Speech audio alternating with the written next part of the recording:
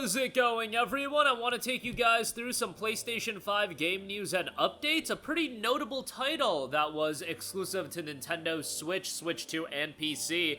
Maybe heading its way on over to PlayStation 5. I would say that this is pretty much confirmed. A pretty well-received game. On top of that, we got a pretty interesting musical action-adventure RPG. I'm excited for this one. Super quirky, but want to give you guys a heads up on that, as that has been dated for March. On top of that, we have a brand new free title that'll be out in just a couple of days, and want to reiterate a pretty cool open-world action RPG that is probably not going to be out for a couple of years, but still looks great. That's coming from Passia Games, and it's the Godslayer. We got another introduction to that game recently, so we'll talk that at the end of this video. However, first of all, PlayStation 5 trophies for Rune Factory Guardians of Azuma have surfaced on trophy and achievement tracking website Exophase. Now, this actually also had an Australian classification listing on PS5 and Xbox Series, but that happened back in June, and now with a trophy list being live, you would have to think that this is a game that I would imagine is going to get revealed and then come out very shortly thereafter. I would not be all too surprised if it's a digital-only release, or if they do a digital first and then they decide to do a physical release down the line. A lot of games have been coming out and then the physical releases have had a delayed release. We just saw that earlier this year with Chronos the New Dawn. Marvel's Cosmic Invasion just came out and that'll have a physical release. I believe Ninja Gaiden Ragebound had a similar release structure. Shinobi, I think, had that as well, although that was limited run games, but you get the idea. A lot of these games that aren't the biggest games in the world, they have a release digitally first, and it could be a couple weeks later or a couple months later they'll get a physical release as well. It would be a shame if Rune Factory didn't get a physical release, given that this is one of those games that the developers and publisher, Marvelous, actually went out of their way to do the entire game on cart for Switch 2. So they did, as far as, you know, game preservation goes, they did Switch 2 owners a great deal as far as having the entire game on the cart, and we know how few developers and publishers are actually doing that. So hopefully we'll get a physical PlayStation 5 release. I know I've been on the kick on talking about physical game release and everything like that, but this is one that I would definitely like to have a physical copy of, so hopefully that'll come to fruition. As I mentioned, the game was received pretty darn well on PC. It's got a very positive reception with 1,100 Steam user reviews. 91% of those reviews are positive and an 80 on Metacritic as well. And this game would be great for like a first-time Rune Factory audience, for them to check it out as well. So gonna be a worthwhile release on PlayStation 5. I could even see this coming out by the end of the year. I would think best bet, if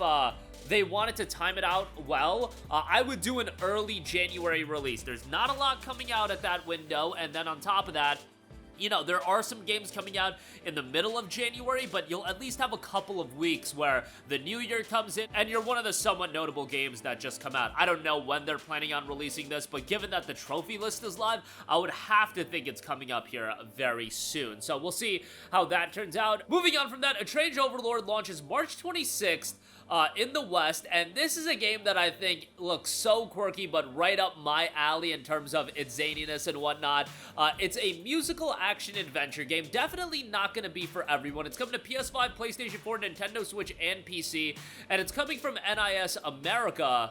It notes, falsely accused of assassinating the king, Etrangevana Rosenberg is swiftly executed only to find herself in hell. What's a sweets-loving daughter of the Duke to do? Why, take the place over, of course. Experience a tale of humor and heart in this frantic action RPG from Sohei Nikawa, creator of Disgaea and Rhapsody, a musical adventure. Take advantage of the unique revolving lane mechanic that sends items, buffs, and even characters circling around the map. As you progress through the story, you'll be able to challenge action-packed stages with your friends in the separate 2 to 4 player multiplayer mode. Indulge Entrange in her insatiable need for sweets in order to reap rewards to temporary buffs and bonuses. The gorgeous character designs brought to life by legendary illustrator Shinichiro Otsuka are sure to delight as Entrange and her many allies fight, ride, and even sing their way across hell. This is one musical odyssey you won't want to miss. It notes an army of subordinates chase the revolving lane and living your best afterlife as well. That'll be out on March 26th, so another game to have on your radar. Then we have Terminal Brigade. That's coming to PlayStation 5, and it'll be out in just a couple of days.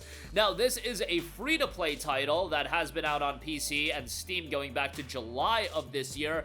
An action roguelike co-op hero shooter set set in a futuristic digital world. Rise in the virtual rebellion solo or with others, defeat enemies and take on bosses while following Aeon's lead to uncover Terminal's secrets step by step. Dive into the Nullverse, dive into the ever-changing Nullverse, each featuring unique enemies and biomes. Experience randomized challenges and rewards with each exploration as you unravel the rich stories and mysteries of these captivating worlds. Join the Terminal Brigade, choose your avatar from a roster of Rogueteers, each with unique roles and synergies. Dive solo or team up in online co-op. You are strong alone, but you will be stronger together. Confront challenging bosses at the end of each dive and master your rogue tier to achieve victory, and master your rogue tiers, master your chosen character, each with unique personality, playstyles, and signature moves. Unlock a rich talent tree and customizable mods to enhance your gameplay while discovering their background story the more you play. Purge, crash, and rerun. Every run is unique, allowing for endless build possibilities. With each victory or defeat, you gain new insights and grow stronger. Finish each dive by collecting loot to craft powerful weapons and mods for your next challenge. So that'll be out in just a couple of days, December the 7th.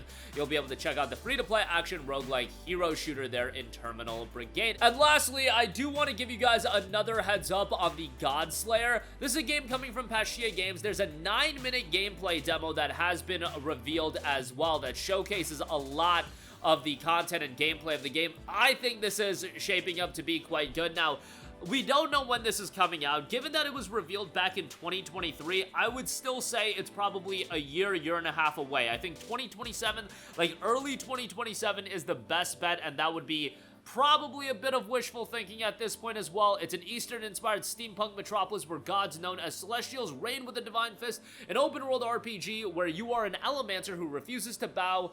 Infused with elemental powers and a heart of vengeance, you will dethrone them all with your rise to be the Godslayer. There's martial arts focused gameplay with magical abilities. Looks like a pretty cool open world game with a great setting as well. This is one to certainly keep an eye on and see how it develops and evolves over time. And it's coming from a studio that hasn't put out a big open world like AAA RPG like this, so it'll be really interesting to see how their first foray into this turns out. Again, hopefully early 27. I think that would be not wishful thinking, but at least a reasonable line of thinking as far as when this game could be out. But one to certainly have on your radar, and initially started as a PlayStation China Hero project, but it seems like it'll be doing its own thing. It'll be available on Xbox as well. But that's gonna do it for me. Again, Rune Factory Guardians of Azuma should be coming to PlayStation 5 and probably pretty soon, with a trophy listing already being live. A Strange Overlord will be launching March 26th of next year in the West. PS5, PS4, PC, and Nintendo Switch for that. Looks like a quirky music action adventure title, pretty unique in that regard, and coming from the creator of Disgaea and Rhapsody. Something to keep an eye on there. The free-to-play title in Terminal Brigade will be coming to PS5 on December the 7th, and you've got the Godslayer. That's probably a ways away, but that's a game certainly to keep on your radar. That'll do it for me. Let me know all of your thoughts in the comments section down below. As always, sound off there. Thank you for watching, and goodbye. Hey guys, we hope you enjoyed the video, and if you did, make sure to hit the subscribe button, and if you're already subscribed, do us a favor and hit the bell icon. This way you'll be notified whenever we post a new video. That's the best way to keep up with all of our uploads, and we usually try to upload 2 videos a day. And with the bell icon hit, you'll be notified whenever we do upload a video. As always, thanks for watching.